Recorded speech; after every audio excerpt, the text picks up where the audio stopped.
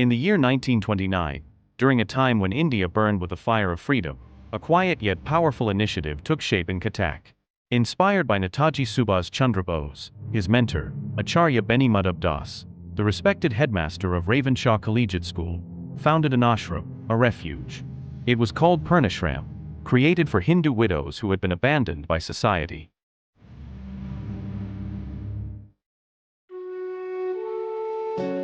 What began within the walls of his own home soon overflowed with humanity and hope. As the ashram grew overcrowded, Netaji himself stepped in. He arranged land in Kasbah, Kolkata. Years later, in 1956, two extraordinary women, Kalyani Das and her younger sister Beena Das, would build this space into something far greater. They transformed it into a sanctuary, an orphanage and a school for destitute girls.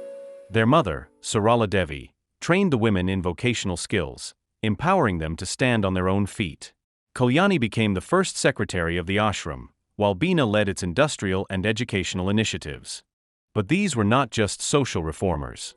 They were revolutionaries. Both sisters were deeply influenced by Netaji and had faced imprisonment multiple times during India's struggle for independence. Born in 1911, Beena's revolutionary journey began at Bethune College.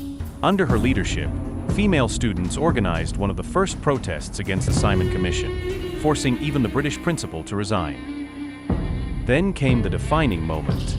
On February 6, 1932, during the convocation ceremony at the Senate Hall of Calcutta University, Beena Das took a gun and fired at the governor of Bengal, Stanley Jackson.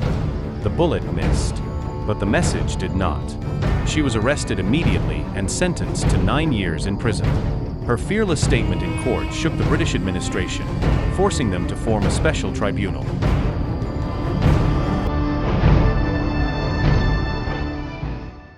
When plans were made to send her to the dreaded cellular jail in the Andamans, a wave of resistance followed. Mahatma Gandhi threatened protest. Rabindranath Tagore intervened, sending urgent telegrams to London.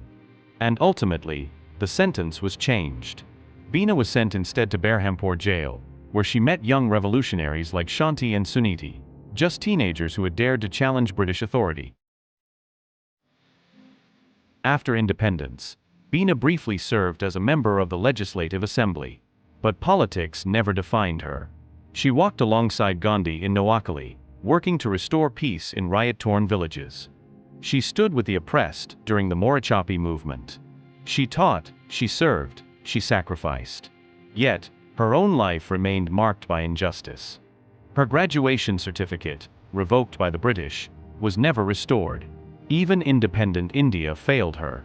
After her husband's death, she quietly disappeared from public life. And in 1985, Beena Das was found dead on the streets of Rishikesh. Alone. Forgotten. Today, the Punyashram she helped build stands threatened. There are no streets named after her. No statues to remember her. A life of fire, reduced to silence. This is not just the story of Beena Das. It is the story of a nation that forgot one of its bravest daughters.